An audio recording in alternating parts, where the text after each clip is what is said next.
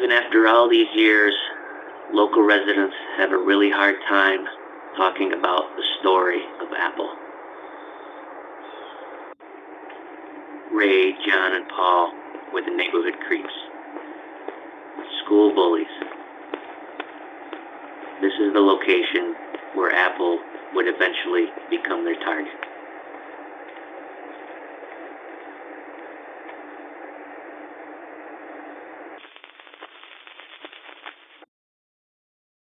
Former classmates Erica and Henry of the Woods family agreed to meet up with me and discuss the history of Apple and the neighborhood creeps.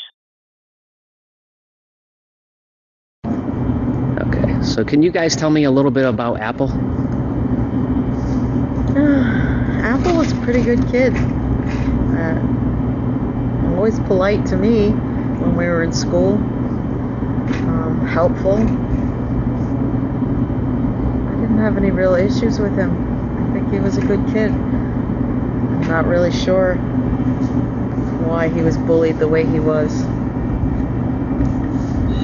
I think maybe because he was a little bit different, and he was always, doing things musically and, bebopping around and singing and stuff, and maybe people just didn't like that. He was different.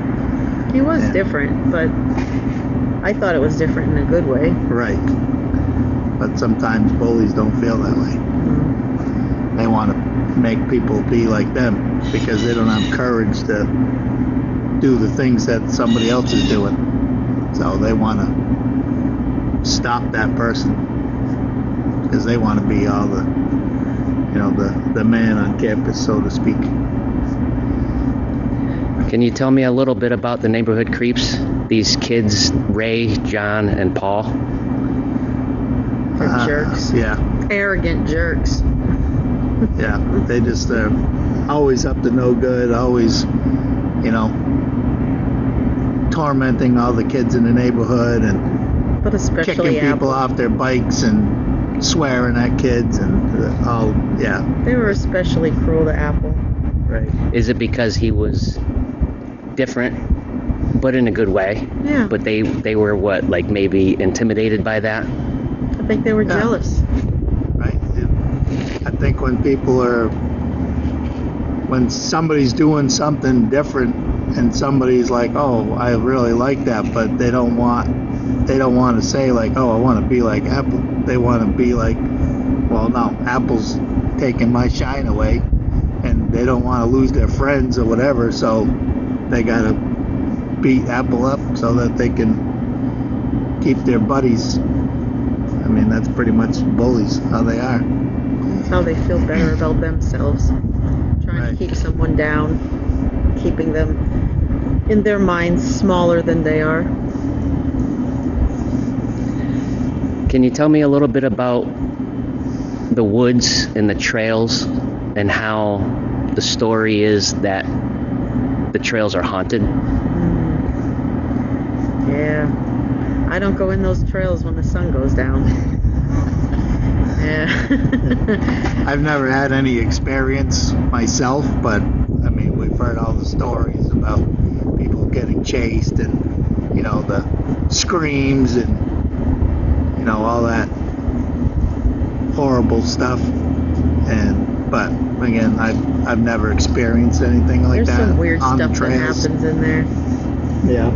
I remember there was one time I was down there in those trails. It was a beautiful sunny evening. The sun started going down. Then all of a sudden, out of nowhere, the sky just got dark. And it opened up into a hailstorm. And it's like, where did this come from?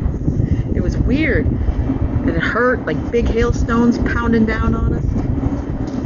We ran out of there. And then as soon as we got out of the woods, it was right back to a clear sky and the evening sun was back out. Very strange how that happened.